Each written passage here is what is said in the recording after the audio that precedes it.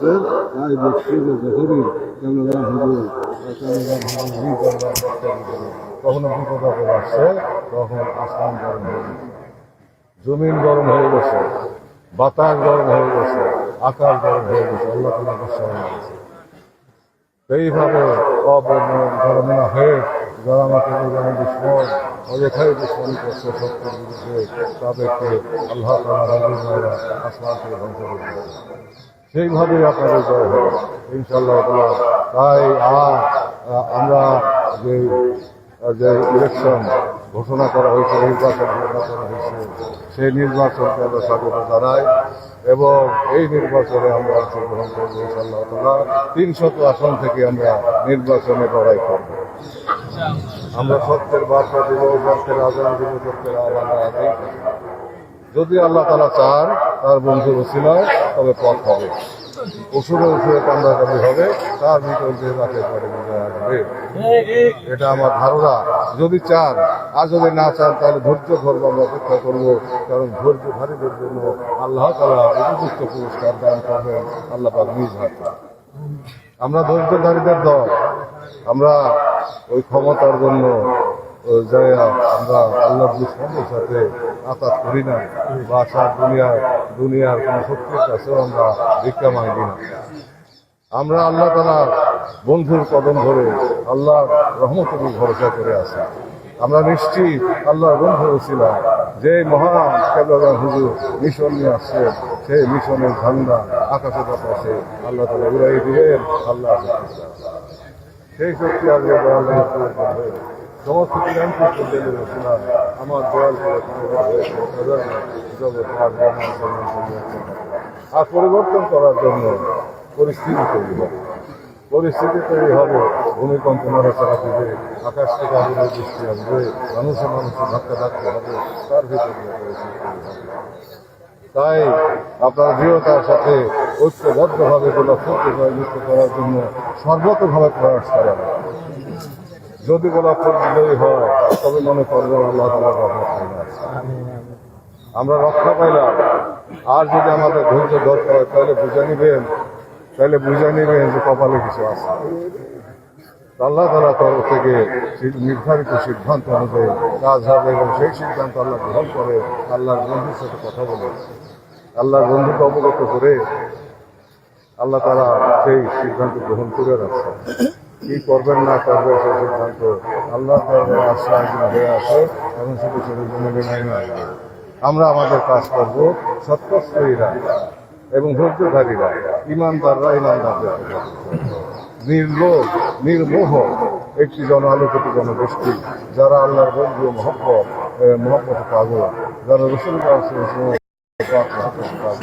যারা আল্লাহ ছাড়া কিছু বুঝে না, তারা দিন এবং দুনিয়া কোরবানি করে আল্লাহর বন্ধুর মহব্বতে তাদের বিজয় আল্লাহ তাআলা নিজ হাতেই করে। সময় মতোই হবে, আমাদের কাজ আমরা করে যাব।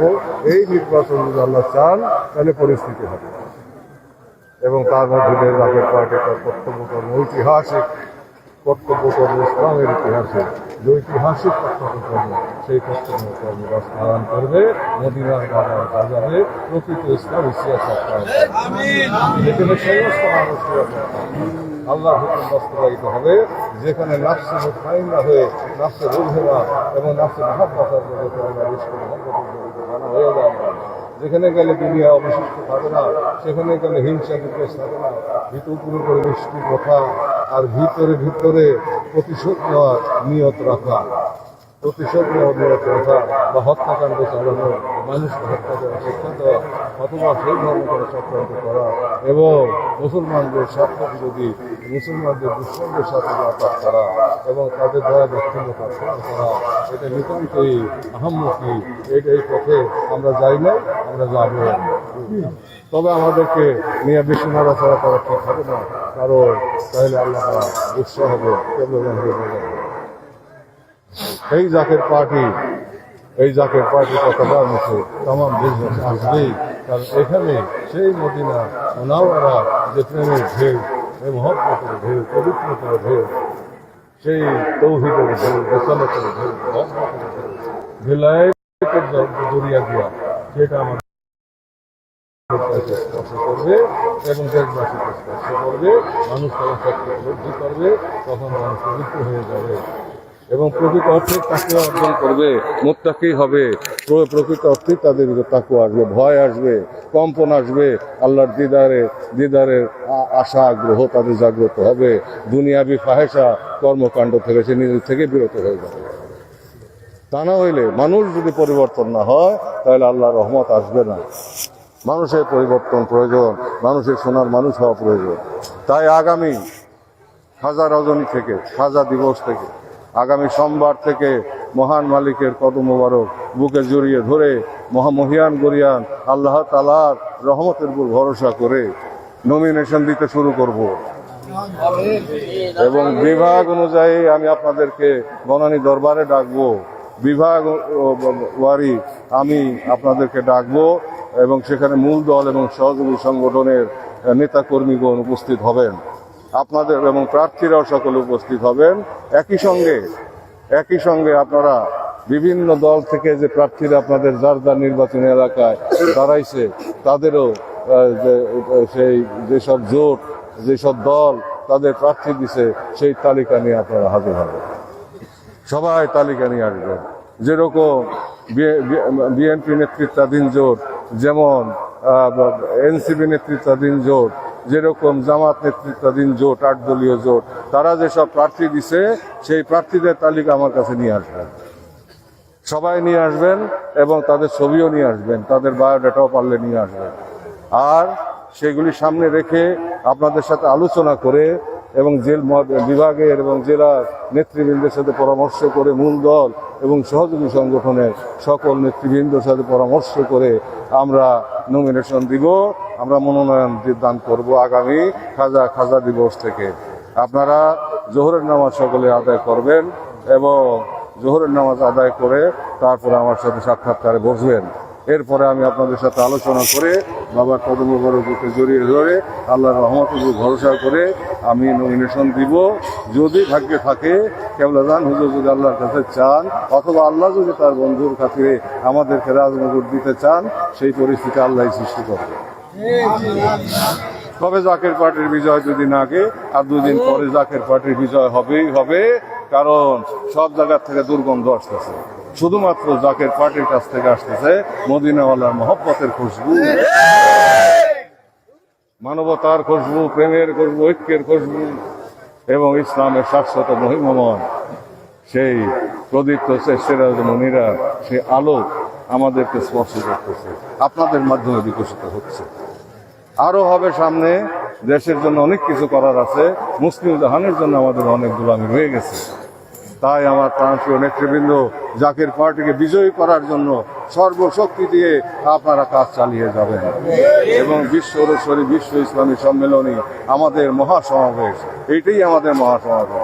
এখান থেকেই আমরা চেষ্টা করব যাতে করে টেলিভিশন, রেডিওতে সরাসরি সম্প্রচার হয়।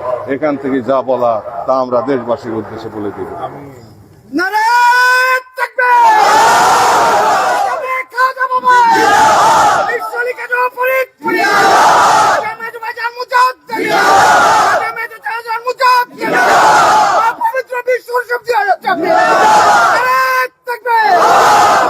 এখন দয়াল বাবা নুরের কদম মোবারক দিলের হাত দিয়ে গড়ে ঘেরা, দয়াল নজর নেক নজর ভিক্ষা চাইয়া আল্লাহর রহমতকে ভরসা করে বাবার কদম ধরে দাওয়াত নামা দিব।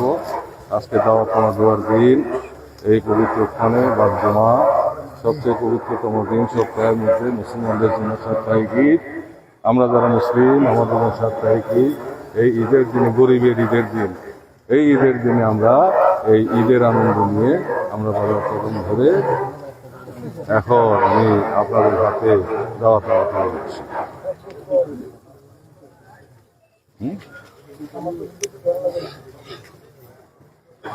এখন দাওয়াত নামা দেওয়া হবে। আপনারা সবাই উপরে আসেন, দোতলায় একে একে ধীরে ধীরে আস্তে আস্তে হট্টগোল করার প্রয়োজন নয়, ধীরে ধীরে সবাইকে বাবা এই মহাপবিত্র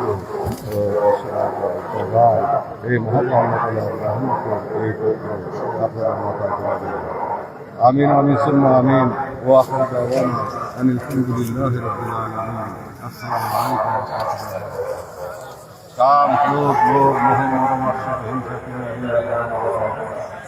এই সব যেহেতু হুজুর রাজ্য, এই হুজুর রাজ্যের সরকারকে প্রভাবিত করতে আল্লাহ সান্নিধ্য লাভ করতে না পারলে এবং সান্নিধ্য লাভ করাইতে না পারলে, অন্তত পক্ষে সেই মজলিসে উপস্থিত থাকতে না পারলে তাদেরকে দিয়ে ইসলাম নিরাপদ হবে।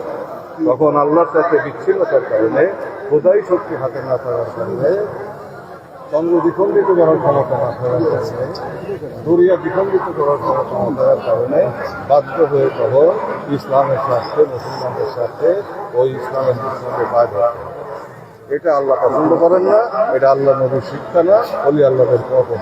দয়াল নবী বলছিলেন, আমার এক হাতে চন্দ্র আর এক হাতে সূর্য এনে দিল, যেই মহাশক্তির সন্ধান আমি পেয়েছি তার থেকে এক চুল পরিমাণ আমি বিচ্ছিন্ন হব। তিনি আল্লাহর শক্তি নিয়ে আসছিলেন, আল্লাহর শক্তির দ্বারা তিনি কাজ করে দিলেন। সেই শক্তি চালিত হয়েছিল হযরত আলী কারামাল্লাহু আনহুর ভিতরে, সেই শক্তি চালিত হয়েছিল খালিদ বিন ওয়ালিদের ভিতরে, সেই শক্তি আবার আমরা পথ চলতে থাকি। যখন প্রয়োজন হবে আমরা যখন